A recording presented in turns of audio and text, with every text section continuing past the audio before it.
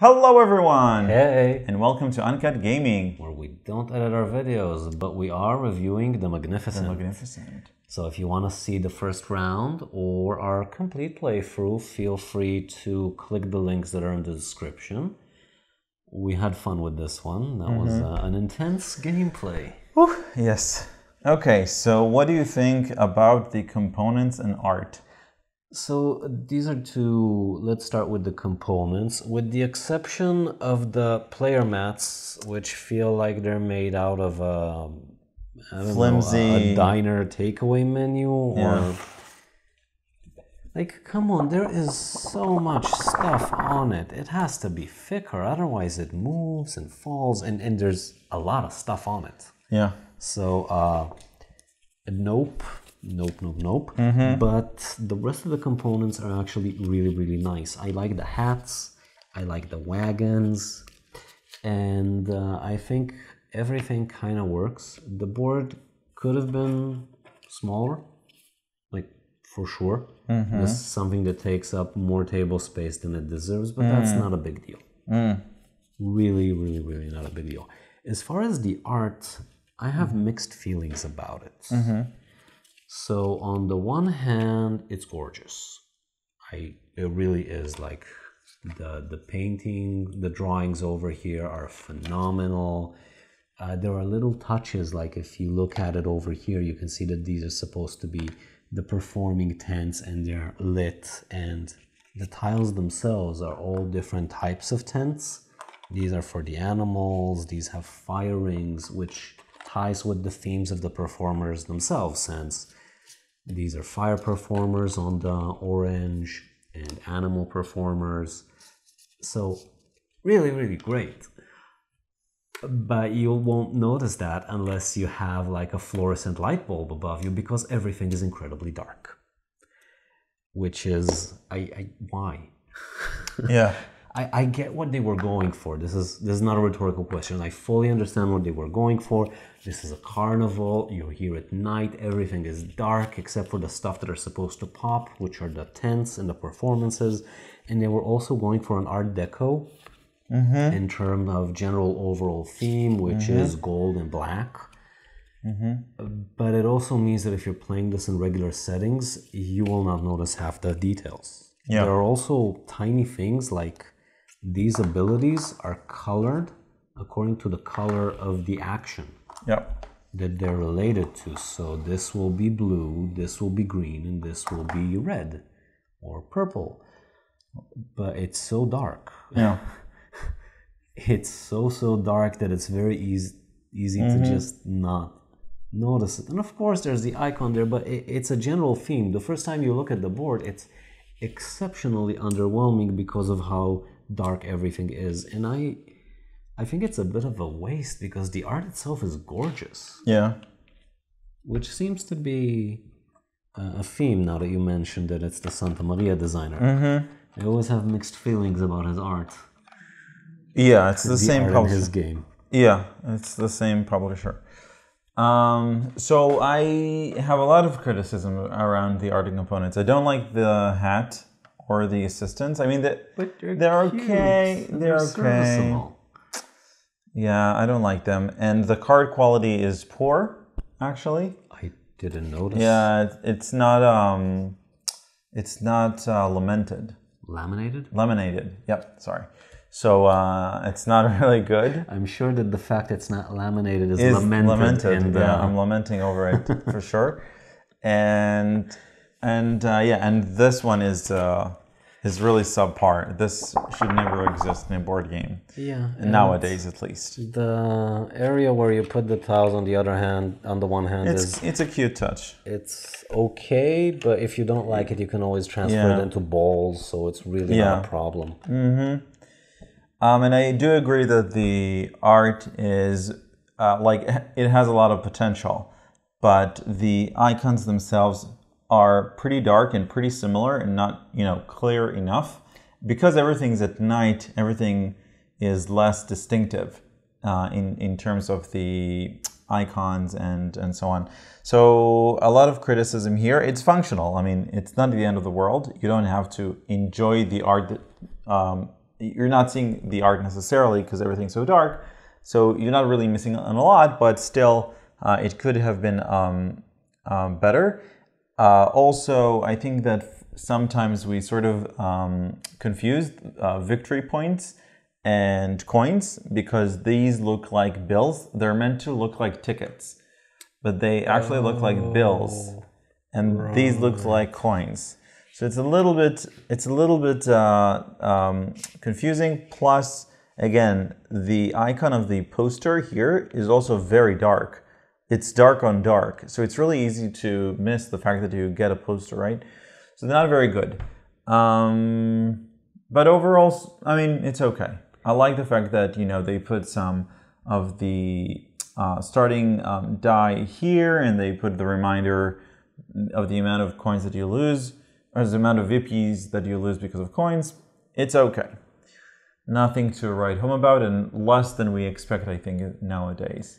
And it doesn't make the game cheaper, meaning it's not a cheap game, a relatively cheap game. Despite our complaints, like if the art wasn't as pretty, I wouldn't have minded that it's that dark. It would have been just a usability issue. But now it's also a bit of a waste. Yeah. Theme? Barely present, if at all. Like, I get what they were going for, but there is absolutely no way you can explain the spiritual journey that you go around the tracks to get crystals and tents. Right. The buildings are nice. Mm-hmm. The buildings are nice, but barely any theme. Yeah, I mean, you're right. The shows sort of tie in with the types of camps that you need, which makes sense thematically. The dice have no thematic reasoning. The assistants do. And the gems don't have any bearing of why would they increase your power, unless it's a magical world. But you know, it really doesn't tie in. That's what they were going for, which is why these icons look like magical spiritual journeys that you go on to get tents. To get tents. Yeah. You get At the end of the game, you find a tent. Yeah. Okay. Sure. It's not a big deal. It really is. Yeah, no, it's not a big... No, it's... Because there are three simple actions, then the fact that there isn't much thematic logic is never in the way. Right. So I'm sorry if I seem negative, but it's because there's virtually no theme, but it doesn't matter. I don't mind. It's nice. So what do you think of mechanisms and gameplay? I think this is like a medium light game? Yeah. Okay. A lot of the mechanisms here I like, and I think that they converge really well. Mm-hmm. If you look at the board and you look at the components, you could think that this is a very heavy game. It is not. It is medium at best, and it does what it does well. I like the construction mechanisms. I like that they restrict your posters, and I like the fact that your VP generation is both opportunistic and you can plan for it. Mm-hmm. Like, I kept one of my cards and only scored it at the end of the game because I knew that this one has a much higher score potential if I actually get to the end of the game, and the others I kind of threw them out, but I could also pick which goes into my deck. So in that sense, it comes together quite well as far as mechanisms go. Let me just sum that up in a more coherent and coffeed way.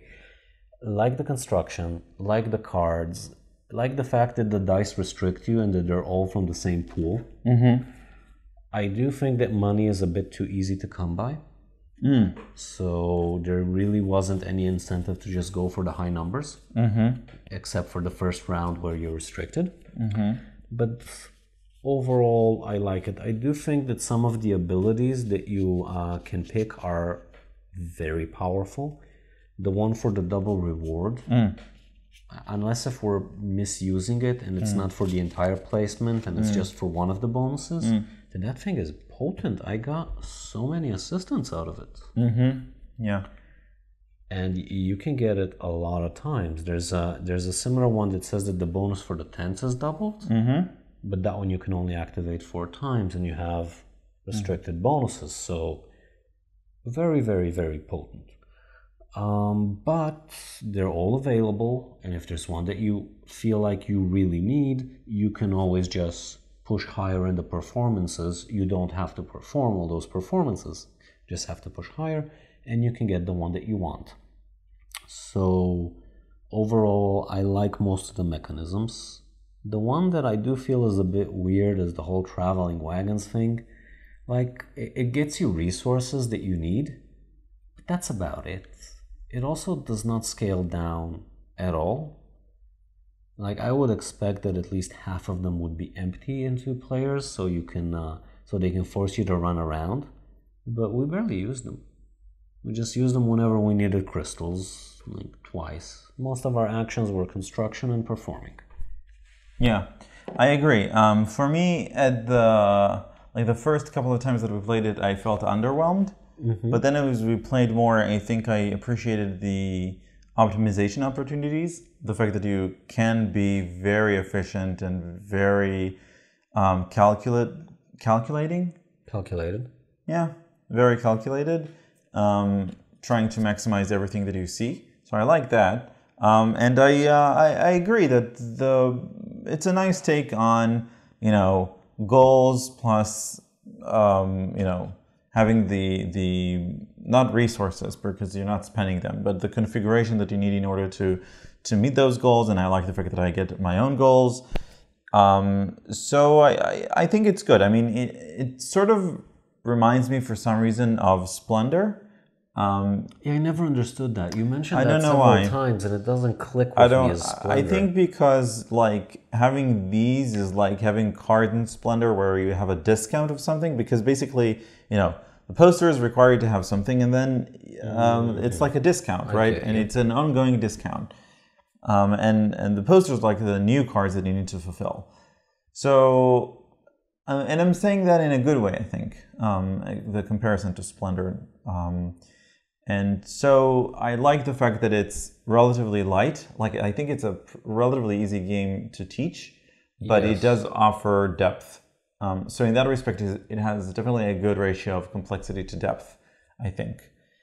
And and the last thing that I want to mention is the variability, and that is, it's okay. I mean, there are 2 ways to make this game a little bit more complex. One is not having the same board for everybody.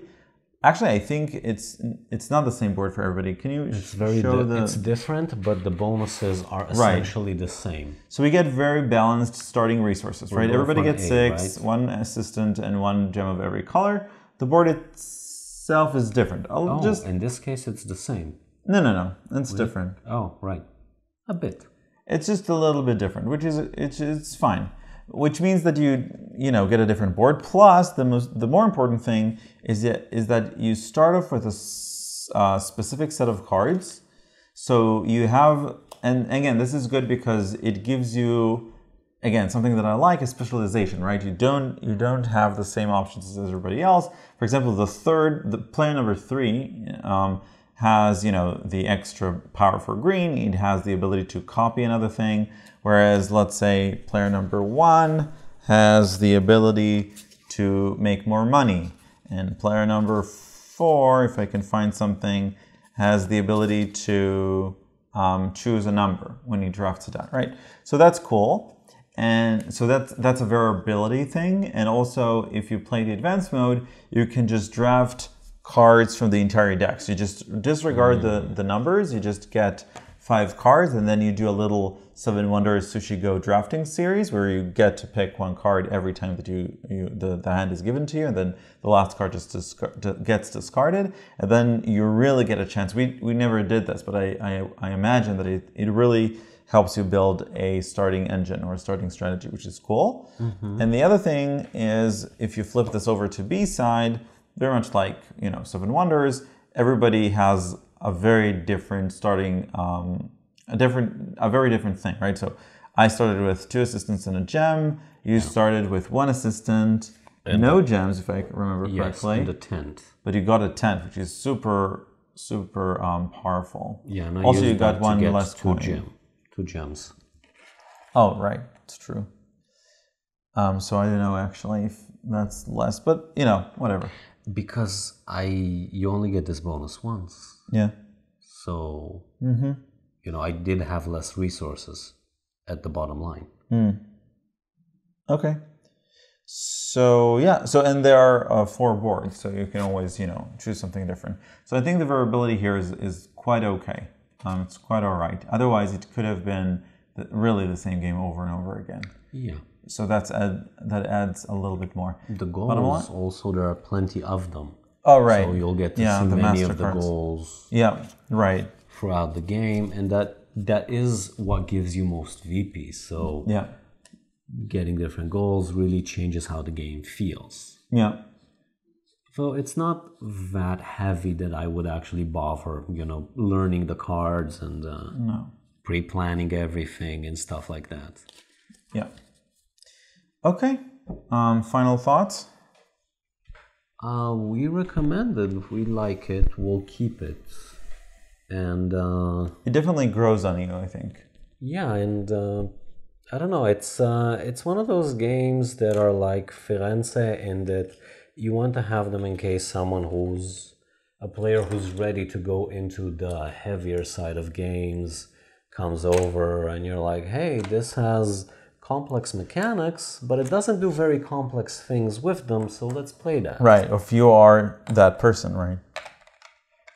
Yes, though, if you see the number of views our Lacerda videos have, most of our audience are... That's true. heavy gamers. That's true.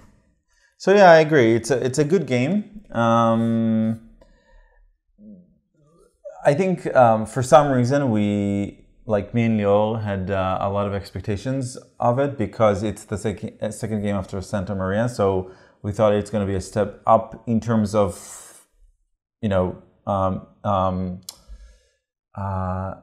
complexity. Not complexity, like the new factors or the